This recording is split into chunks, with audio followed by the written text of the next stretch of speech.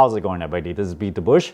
Refilling your SodaStream bottles shouldn't be so expensive. In order to refill them yourself, you need to buy a large container like this. They have them in various prices, and this one is a 20-pound tank. It weighs 26 pounds, and so if you fill it up locally with 20 pounds of CO2, it better weigh around 46 pounds after they're done. When you buy one of these, you also need to consider if it has a siphon tube or not. All the liquid is towards the bottom, and if there's no tube going towards the bottom, only the gases will come out of the top. So if you try to fill it just like this, the liquid won't get into your bottle and you can't do the refill. All is not lost though. This one does not have a siphon tube, so you can actually flip it upside down and all the liquid will go towards the nozzle. Now there are different kinds of refilling gizmos that you can buy. One with a tube like this. There's this one.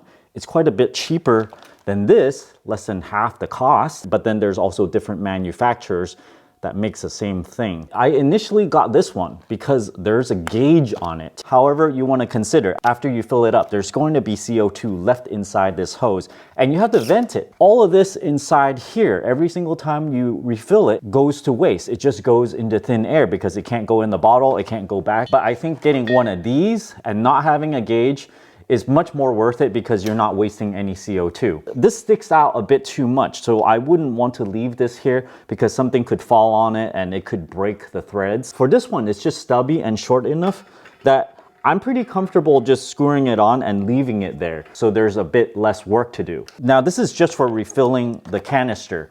You could alternatively put a hose on this thing, drill a hole through this plastic thing. You're gonna have to leave this giant tank in your kitchen where this thing resides. Maybe you can drill a hole in your counter so the tank can reside somewhere inside the cabinet, but you're gonna have to think about how bulky this is. If you go through these maybe once a week, it might be worth it to just attach the tank and be done with it. But for low usage, you can probably just refill it up and it's not too big a hassle. When you go to refill it, you actually have to stick it in the freezer overnight. The newer SodaStream bottles have a anti-refill valve. If you go too fast, it will shut itself off. I found it's not too difficult to fill it, but the gotcha is if you don't freeze it, and I tried using this hose to fill this thing up, I was only able to fill it up about 25%. And then I froze it, tried to refill it again. I got up to about 65% full. So you don't actually have to vent the entire thing in order to get it cold because you're wasting CO2. When it's partially full, chill it down and try putting more into it later. Here's a different bottle. There's no anti-refill valve in this one. This left one is the Farwind branded one. I actually don't like this one too much. The O-ring that comes with it, look, it doesn't fit in there very well and it just drops right back out. The black O-ring, yeah, I can push it in there, but it also doesn't look like it fits too well. And also you can see right through it, there's no filter right in the middle. There's a little tiny black O-ring over here, which it includes a couple more for you. Overall, I like this YHX Marscan one. It has a filter in there. The little O-ring looks like it fits well inside and as well as on the other side. However, the extra O-rings that it comes with does not fit too well, and it's kind of like a piece of plastic rather than rubbery. The black O-ring is supposed to go on this side, and this is not the same ring as what's in there, so I'm okay with that. At least you got this one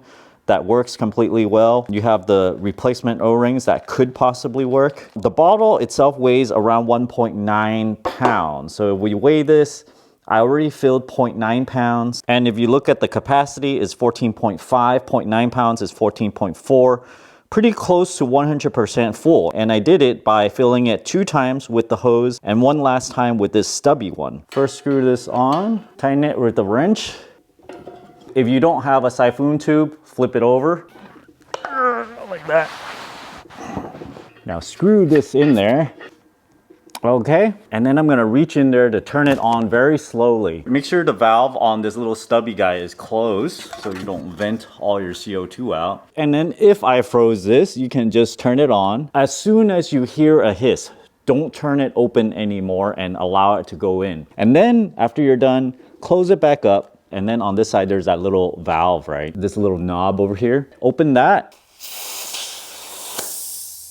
See, there's a lot less venting going on compared to the big tube one. And then you can open it up.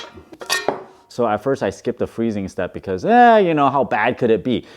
It's really, really bad. Only 25% or less fill, so that's not enough. Thanks for watching this video. I hope this is a really good rundown. You can get right up to speed, buy what you need, and do it on the first run without doing all this trial and error like me. If you guys are interested in any of these products, check out my Amazon affiliate link down in the video description below. Thanks for watching this video. Until next time.